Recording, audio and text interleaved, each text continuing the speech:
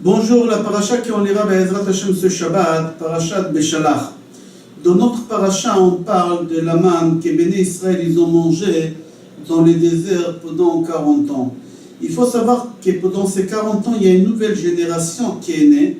Les générations d'Égypte, les esclaves d'Égypte, ils sont morts. Et il y a une nouvelle génération qui est née, qui ne connaissait pas autre chose que la manne. Le matin, la manne, à midi, la manne, le soir, la manne. Tous les jours, ils mangeaient que de la manne. Omer la goulgolet.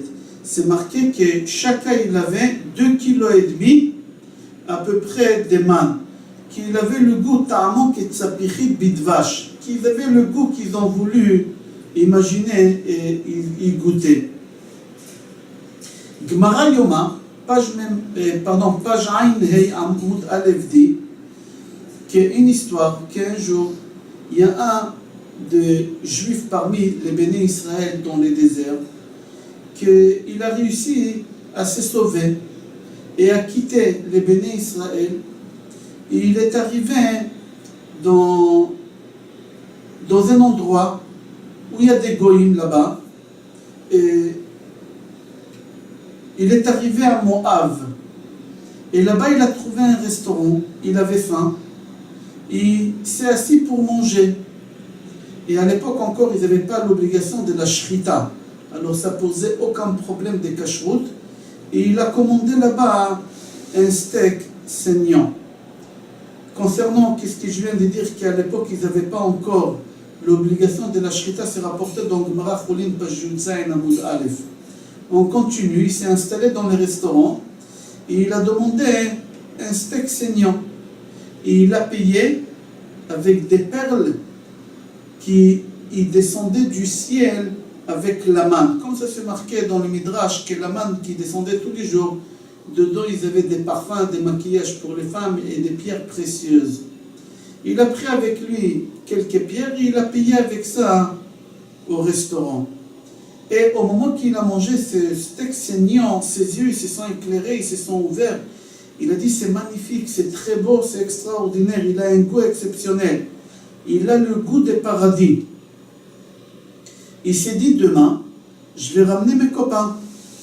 C'est dommage, on est en train de manger la manne, qui est la manne, ici il y a autre chose. Il finit de manger, il paye, et il retourne dans le désert. Et là-bas, il raconte à tous ses copains que j'ai réussi à sortir, je suis arrivé à Moab, et j'ai ramené avec moi un petit morceau de viande que je n'ai pas pu manger, c'était trop. Et au moment qu'il voulait leur montrer la viande, Moshe Rabbeinu arrive. Il demande, qu'est-ce qui se passe? Pourquoi vous vous réunissez comme ça? Il y a quelque chose? Par respect, ils se sont tués, personne ne parle. Mais ce bonhomme-là, il ose, il dit à Moshe Rabbeinu, je suis parti ce matin à Moab, et là-bas j'ai mangé un steak, un goût de paradis extraordinaire. Ici on mange que la manne. Là-bas j'ai réussi à manger quelque chose que jamais on a goûté. Moshe Rabbeinu il leur a dit, vous savez pourquoi ce steak-là, il était aussi bon? Tout simplement, je vais vous dire, tous les jours que vous avez la manne, qu'elle tombe, avec une abondance extraordinaire,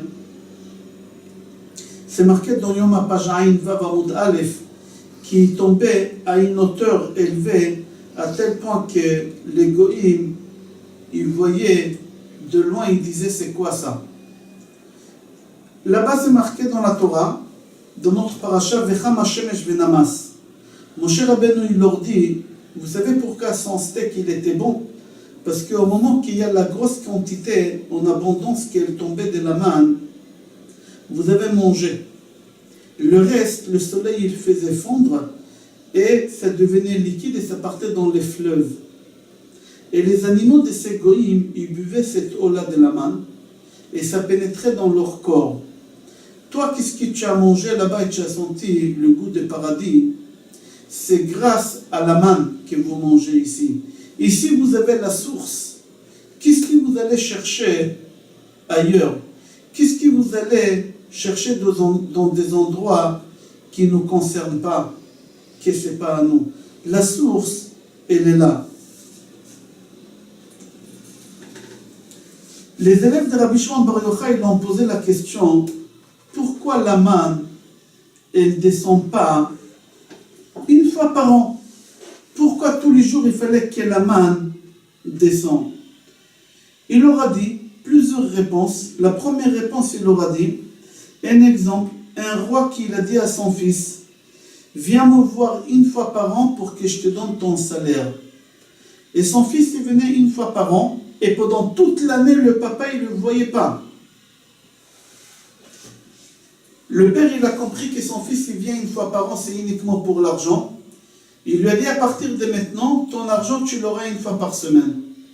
Pas une fois par an, une fois par semaine, comme ça j'aurai ce plaisir de te voir toutes les semaines. C'est exactement ce qu'il a fait à Kadosh Baruch Hu. C'est exactement. À Kadosh Baruch Hu, il leur a dit une fois par semaine, comme ça vous allez venir prier à la synagogue tous les jours, parce que c'est lui qui a des problèmes de parnassa, et il a peur pour ses enfants, pour sa femme, il va tous les jours à la synagogue. Mais c'est lui qui n'a pas peur pour la parnassa, il a tout. Il va à la synagogue, mais très rarement. Akadosh Baruch Hu, il leur a fait descendre la manne exprès tous les jours et pas une fois par mois, pour qu'ils s'inquiètent pour leur parnassa. Aujourd'hui il y a, mais demain il n'y a plus dans le stock. Demain on va voir qu'est-ce qui va se passer. Alors on va prier pour que demain ça tombe à nouveau et après demain à nouveau. Si Akadosh Baruch Hu leur aurait donné une fois par mois à l'avance, pendant tout le mois ils étaient tranquilles, on a assez dans le stock. C'est la réponse que Rabbi Shimon Bar Yochai donne. Deuxième réponse qu'il donne, tout simplement parce que Hachem il a voulu qu'il le mange chaud et frais. Chaud et frais, c'est pour ça tous les jours. Troisième réponse, si Akadosh Baruch Hu aurait fait descendre la manne pour un mois, il fallait au moment qu'ils avançaient, ils marchaient, il fallait porter la nourriture pour un mois. Les familles étaient très nombreuses. C'est-à-dire qu'il fallait porter des grosses quantités de nourriture. Et Akadosh Baruch Hu, il a voulu éviter ça, c'est pour ça qu'il leur donnait tous les jours. Donc, Gemara Brachot, page Memchet Amud Bet, là-bas la Gemara dit que Moshe Rabbeinu, c'est lui qui a instauré la première bracha de Birkat Hamazon, Azan et Ta'olam Kulo. Yoshua ben Nun, c'est lui qui a instauré la deuxième bracha à la Haaretz, au moment qu'il a conquis, au moment qu'ils ont rentré dans la terre d'Israël. Dans notre paracha, Rachid dans Pasuk Yudalet dit que la manne, quand elle tombait sur la terre, elle descendait sur la terre, d'abord il y avait la rosée, après la manne, et encore une couche de rosée, pour protéger la manne, pour qu'il soit propre. D'ici, Maran, dans Shulchan Aruch Orach Chaim, Siman Resh Ain Aleph Halacha Tet, il a dit qu'il faut faire très attention de ne pas mettre les chalotes de Shabbat directement sur la table. Il faut une planche, ou un plateau, ou une nappe, quelque chose, et sur les chalotes encore une autre nappe, exactement comme on a reçu la manne dans le désert pendant 40 ans.